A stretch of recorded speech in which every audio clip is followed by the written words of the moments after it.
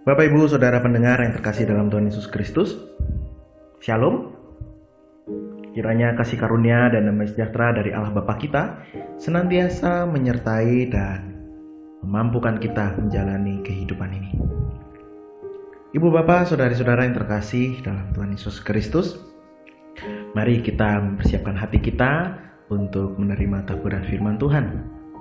Kita berdoa. Ya Tuhan, Allah kami yang maha murah, saat ini kami bersyukur oleh karena Tuhan menganugerahkan kekuatan kesehatan bagi kami melalui tidur yang boleh kami rasakan semalaman, dan pagi hari ini kami dapat bangun dengan penuh sukacita. Kami percaya Tuhan, Roh Kudus-Mu menuntun, menolong kami dalam kami melaksanakan berbagai aktivitas dan kegiatan hari ini.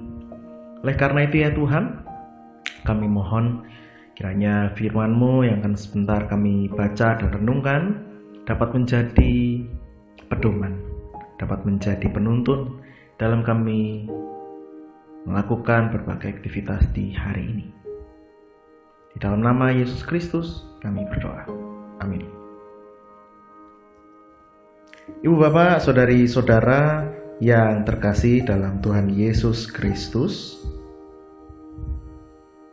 bacaan kita diambil dari Lukas 12 ayat 18. Lukas 12 ayat 18 yang demikian. Lalu katanya, "Inilah yang akan aku perbuat. Aku akan merombak lumbung-lumbungku, dan aku akan mendirikan yang lebih besar, dan aku akan menyimpan di dalamnya segala gandum dan barang-barangku." Demikianlah firman Tuhan.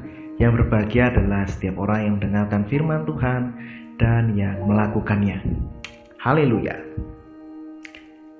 Judul perenungan kita pada hari ini adalah mengelola keuangan. Uang. Siapa yang tidak butuh uang? Tentu semua orang suka uang. Semua orang membutuhkan uang. Mengapa? Karena hampir segala hal itu memerlukan uang. Dan bisa jadi tanpa uang diri kita bukan siapa-siapa. Tetapi sebenarnya tidak semua hal bisa dibeli dengan uang. Dalam bacaan kita pada saat ini menceritakan tentang orang kaya yang bodoh, yang tidak berpikir secara luas, secara jauh, tidak berpikir secara mendasar. Dia hanya memikirkan dirinya sendiri. Ketika dia dapat merombak lumbung-lumbungnya, mendirikan yang lebih besar, kemudian gandum bisa diisi di dalam lumbung-lumbungnya, dia akan hidup mewah, hidup senang, kaya raya. Begitu. Namun rupanya dia tidak berpikir tentang Allah yang menciptakan segala sesuatunya, Allah yang menjadi tempat sandarannya, dan Allah yang menguasai segala sesuatunya. Ibu Bapak, Saudari-saudara yang terkasih dalam Tuhan Yesus Kristus, orang kaya ini terjerat dengan sikap tamak. Ketika seorang sudah dikuasai oleh sikap tamak, maka uang itu menjadi tujuan. Dan ketika uang menjadi tujuan, maka relasi akan rusak, baik itu relasi dengan Allah maupun relasi dengan manusia, apalagi orang-orang terdekat. Dalam hal ini kita perlu menyadari bahwa uang adalah sarana, bukan tujuan. Ketika kita dapat mengelola sarana dengan baik, maka tujuan dapat tercapai dengan baik pula. Ketika uang dikelola dengan baik, dengan sehat, hidup dengan ucapan syukur, maka hidup kita akan lebih bahagia.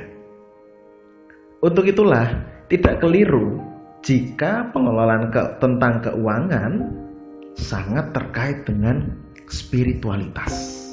Khususnya dalam hal ini, bagaimana kita menjaga hati kita dari sikap tamak dalam diri kita. Firman Tuhan dalam Lukas 12 ayat 15, di sana dikatakan, kepadanya, saya ulangi, Lukas 12 ayat 15, katanya lagi kepada mereka, berjaga-jagalah dan waspadalah terhadap segala ketamakan. Sebab walaupun seorang berlimpah-limpah hartanya, hidupnya tidaklah tergantung daripada kekayaannya itu. Apa yang dikatakan oleh Tuhan Yesus ini sungguh benar, bahwa manusia tidak bisa hidup bergantung pada kekayaannya atau pada apa yang ia miliki. Manusia hanya bisa bergantung sepenuhnya pada Allah. Uang bukan tempat kita untuk bergantung, melainkan hanya sekedar alat untuk mencapai tujuan. Lah, apa tujuannya? Tujuannya adalah memuliakan nama Tuhan Allah dalam hidup kita. Lalu, bagaimana caranya? Salah satu caranya terkait dengan bacaan kita hari ini adalah dengan cara mengelola keuangan. Membuat perencanaan keuangan yang sehat, mengelola kebutuhan pokok dengan baik, menyiapkan uang untuk persembahan, menyiapkan uang untuk berbagi dengan orang-orang yang membutuhkan, mengukur segala sesuatu yang kita inginkan atau yang kita butuhkan, dan dengan demikian kita dapat memuliakan Tuhan melalui pengelolaan keuangan yang sehat di dalam keluarga kita. Kiranya Tuhan memampukan kita. Amin. Mari kita bersatu dalam doa.